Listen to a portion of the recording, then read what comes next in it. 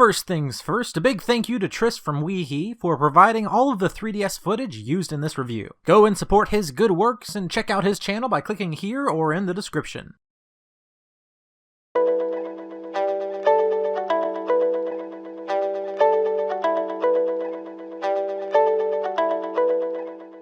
The third DLC for Hyrule Warriors Legends, the Phantom Hourglass and Spirit Tracks pack, released not at all recently really, but I'm here to give you my thoughts on it literally only a day or two before the final DLC is coming out. Yes, I know this video is super late, but I still wanted to get my thoughts out there about this content, so here we are. Please understand that I will not be going into super detail about some of the mechanics that are continued in this DLC from the previous one, such as how the level 4+ weapons work. I covered that in my previous review, and I recommend that you go and watch it if you need a little bit of an explanation. So, the Phantom Hourglass and Spirit Tracks pack came out right at the beginning of September, or in other words, right when I was transitioning through a huge move and life change, which is still not entirely done.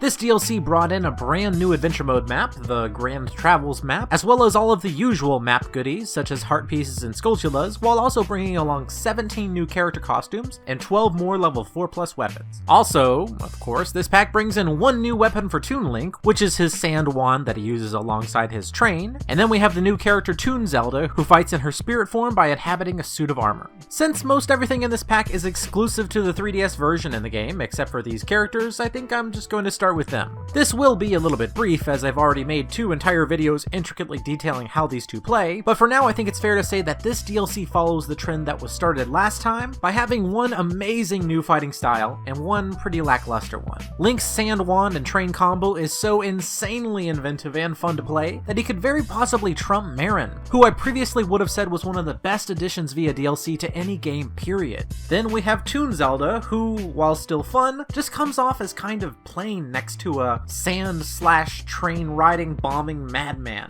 Once again, check out these videos if you want to know more about how each of these characters plays and my thoughts about them, because now it's time to get into the real meat of the review, the Grand Travels map. Alright, I'll just say right off the bat that this map, which is a blend of both the Phantom Hourglass and Spirit Tracks world, is probably the least fun map to play since the original Hyrule Field that came packaged with the original game. Whereas Hyrule Field suffered from the tedium that came from either having to use a walkthrough or having to constantly collect compasses in order to unlock every item, the Grand Travels map, which is split diagonally into 2 sections with an inaccessible center, suffers from a really poor sense of progression. With the map being cut into 3 main slices, for the main part of the DLC, you can only proceed along 2 L-shaped corridors as you continue trying to make your progress. While you do have a starting square in each of the sides, allowing you to begin where you like, previous maps have always benefited by starting you somewhere in the middle, meaning that you have a mostly even path to get to unlock whatever item that interests you the most. For this map, there is something very disheartening to see that something that you want is way off at the end of one of the L's, just locked behind rows and rows and rows of challenges. I do have a feeling that the team behind this one understood that this map design was pretty counterintuitive for piquing player interest. So in order to somewhat counter that, most of the unique item cards here are related with getting you through these challenges quicker and easier. On this map, you have 3 types of ship item cards to collect and use, along with 3 types of trains. These item cards, which last for 3 battles and cannot stack or be overwritten, don't really benefit your fighting or drops so much as they remove restrictions on the map. Each of the ship item cards will allow you to make one part of the scoring system easier on you,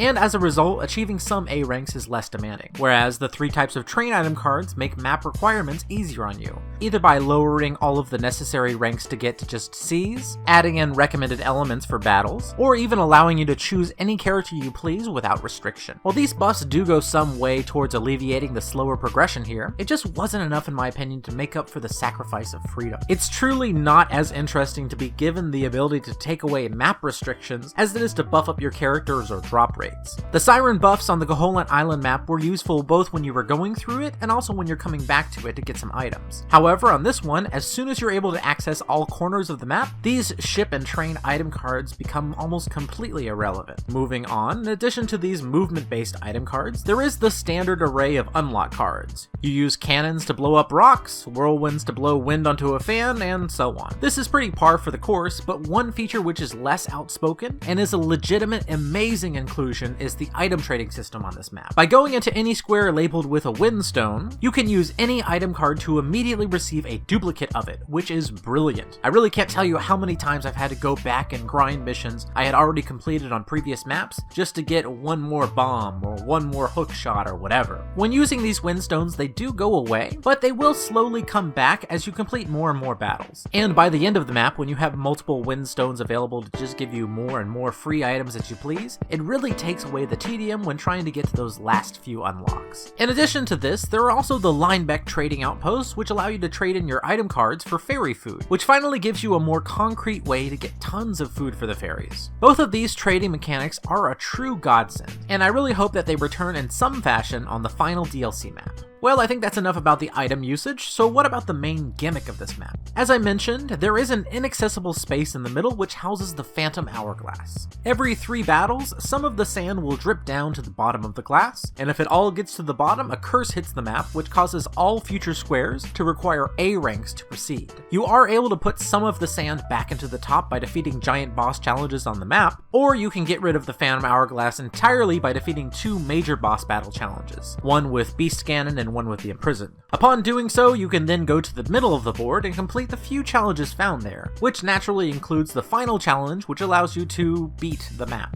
Despite my issues with how this square and the 2 L-shaped halves of the map affect your progression, I have to say that I actually really like this map gimmick. It feels kind of like a callback to the Majora's Mask setup, which was my favorite one thus far. It has a very clear mission from the moment you start up this DLC. You need to end the curse and conquer the middle. Moving beyond this, another new addition to the map are 2 new challenge types: the Deal with the Copycat Infestation type and the Thwart the Supercharged Enemies type. In the former battle type, there will be some basic officers surrounding a hero that you need to defeat, and those officers will transform into a copy of that hero if you don't kill them or their warrior fast enough. This is pretty clever, however these battles suffer from a common problem in these additional types, in that they are simply too easy. I'm typically able to defeat the hero and his copycats within seconds of reaching them, making these battles just a short minute or 2 affair at most. The second battle type, the Thwart the Supercharged Enemies one on the other hand, is a lot better. You need to defeat some souped up warriors who are being buffed in both attack and defense by minor officers that are also on the field. You can go and kill those officers, however they will eventually respawn, so you'll need to be quick.